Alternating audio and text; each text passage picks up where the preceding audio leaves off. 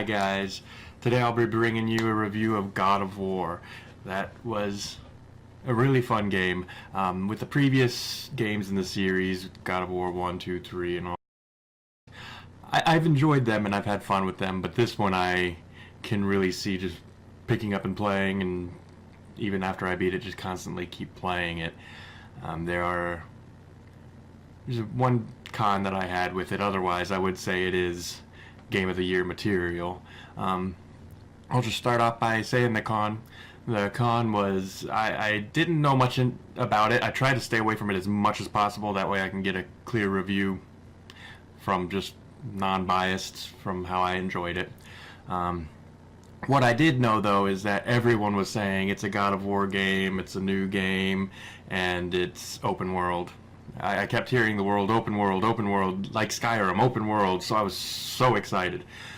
So one of my cons is that it's not open world, but at the same point, one of the pros is it's so well done that it really does seem like an open world. If you've never played it and you're just looking at it, it seems like an open world. There are many points in the game where you would see a treasure chest down on a cliff. So if it's open world, my idea is let me jump down there and get it. But you can't jump off a cliff if you wanted to in this game. It's perceived danger. Even when you're climbing up cliffs, you're like, am I gonna fall? No, you're not gonna fall. Even if you press circle and try to jump off, nothing's gonna happen. You're stuck to that wall. So that was one con I had about it. But like I said, the pro to it is that it was so well done that it genuinely does look like an open world game. It plays a lot like Nathan Drake and Tomb Raider. The UI kind of has like a Skyrim feel. So you would see the compass up on the top that shows north, south, east, west. You would have your quests that would show up there. So that was the Skyrim field. You would be able to open up your map, and you would see your map and all the quests that were around to complete. You can select the quest you want to change your compass. So that was very much like Skyrim. But as far as the actual levels and the play style, it did remind me a lot of Nathan Drake with climbing up things and jump, even though you can't really die. Even if you try to press circle, you're not dying, so it's not as hard as Nathan Drake. Sorry, I can't call it Uncharted. I'm just so used to calling it Nathan Drake. But Uncharted, for those who don't know. But I kept trying to jump off cliffs purposely just to see what would happen, and no, you just can't. But the scenery is beautiful. The story is extremely engaging. From the very beginning, I was just wanting to get as much information as I can. Now, the game is kind of different from the other ones. The other ones are more Greek mythology and Roman mythology. This one is Norse mythology, and that played a huge part of why I was so interested in the story. I thought at first I was just going to say, yeah, it's another game where he just goes around killing gods, and it is. But this time it's gods you've never heard of, and it's stories you've never heard of. So they really did an absolutely great job of revitalizing the series. And there's lots of story from the get-go. Lots of times when you're just casually walking from point A to point B. I know I said this about the Batman games. What I enjoyed about the Batman games is the story is happening while you're moving. You would go from room A to room B, and then you would hear someone on a walkie-talkie telling you the story. It was kind of like that in this God of War game. You would get in a boat and you would sail down a long river, and you would see the beautiful scenery, and someone would be talking and someone would be telling stories. So you're not just like, oh, I have to walk 5,000 miles, this is boring. You're walking it, you're seeing beautiful scenery, and you're just like, oh cool, this is where the story's going. And another cool thing is little son follows him. That's unique to the God of War games. He kind of adds a comic relief to everything, so it's not as serious. It's still extremely serious, but that was a nice fun point to have, because with the previous games it was just in your face intensity all the time. And this one, at least when you kill a boss, the little sun's like, oh my god, we did it, and then it makes you chuckle, and it's like, yeah, we did. And one thing in this game that was fun was the equipment. They did item management and leveling up different. You can actually equip items like a true RPG. Again, that's probably why it seemed like such an open world, because there are all these aspects of a true open world RPG in it. I would say the items and the leveling up system reminded me a lot of Shadows of Mordor. So you would have the items, you would have runes, you could put runes in the equipment to make certain attributes and modifications better to your liking and your playstyle. And then they had a skill tree. They had basically range, melee, and then your sidekick, which is your son. So that was a fun take. If you play melee a lot, you can level up that way and customize that way, and you can play to your play style. If you play a little bit of everything, you can put skill points in a little bit of everything. So I did like that.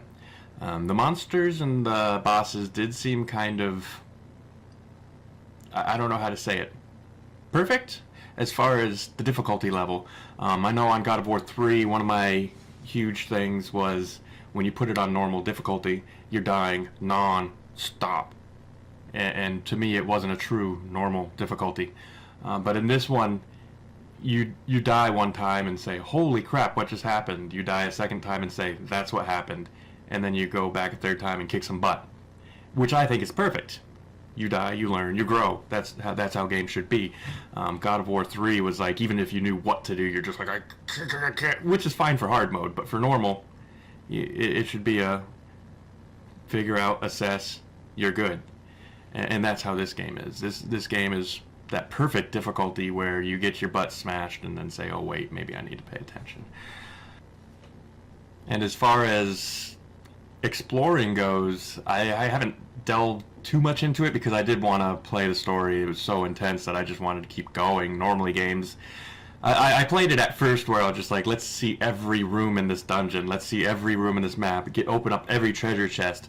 But then it got to the point where I would see a treasure chest that was obviously meant to be opened with an item that I was going to get further in the game, so I just decided let's just beat the game so we can go back and explore.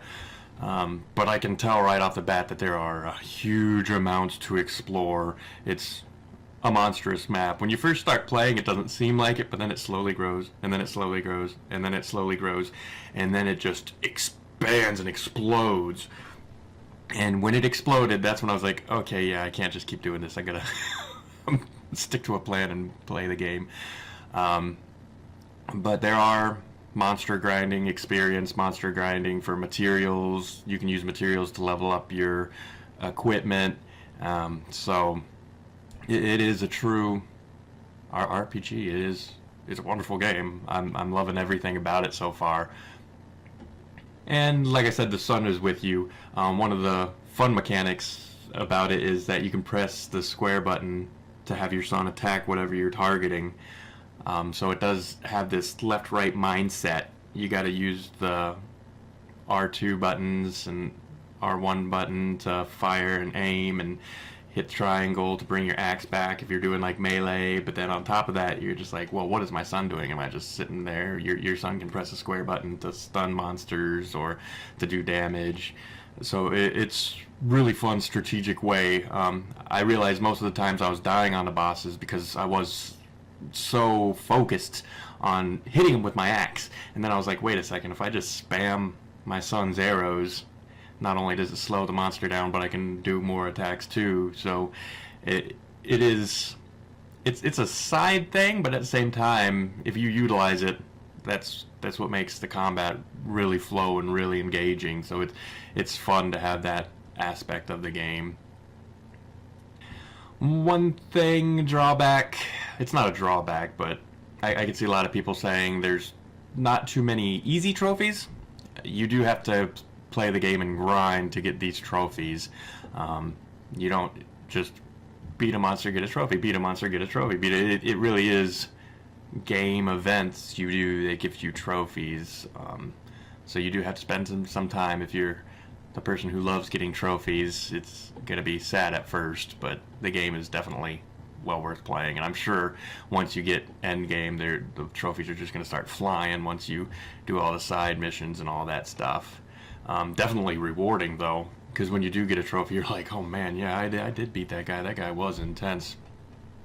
As far as kid friendly, like the last one goes, I wouldn't really have a kid in the room.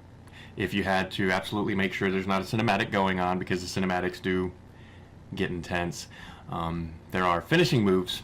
If you stun the monster to a certain point, you can just immediately kill them, and those are some pretty gruesome, intense bashing and skull scenes, which you don't have to do. If you stun the monster, you can just attack him until he's dead anyways, except for the big bosses. But definitely wouldn't advise having a kid around. But if he's just seeing you walking through the world and fighting mini guys, as long as you're not doing the brutal attacks, it might be okay. Use your discretion. And as far as being able to save at any point, you can save at any point. But my only drawback was that the game was so gripping that I didn't want to. My mentality was always just wait for the next boss, wait for the next boss, I can kill the next boss and then I can save. And then normally when you beat the boss, it shows a cinematic that you're just like, did that really just happen? I need to keep playing. So if you're an addictive personality, I could see where this game would be rough. But you can pause at any time, you can save at any time. The game is just so well done that I didn't want to, which normally doesn't happen to me with games. Normally if I can instantly pause, I do, and I don't care. It got to the point where I was even streaming, and I made my stream go like an hour and 20 minutes after, because I just didn't want to stop. So be careful of that aspect of the game. And again, if that's another con, then that's a great con. It really is an amazing game. I can't wait to put more hours into it. I know I normally play games, the reviews for the week, but I'm definitely going to keep playing this one. And with that, that's my review. Obviously, I don't like giving numbers to games when I review, but obviously this is one of the top rated games that I highly enjoy and will probably continue to enjoy. I didn't see downloaded content, but if they added that, I normally don't care for downloaded content, but this is a game where if they added downloaded content, I'd probably get really, really excited really fast. So yeah, check this game out. This is definitely a game worth checking out, even if you've never played the other games, because like I said, it's switched to Norse mythology, and it almost is its own starting point to a game. So even if you've never played the other games before, you can pick this one up and just love it and adore it.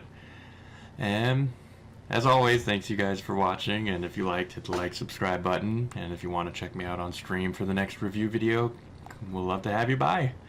And thank you, and see you next time.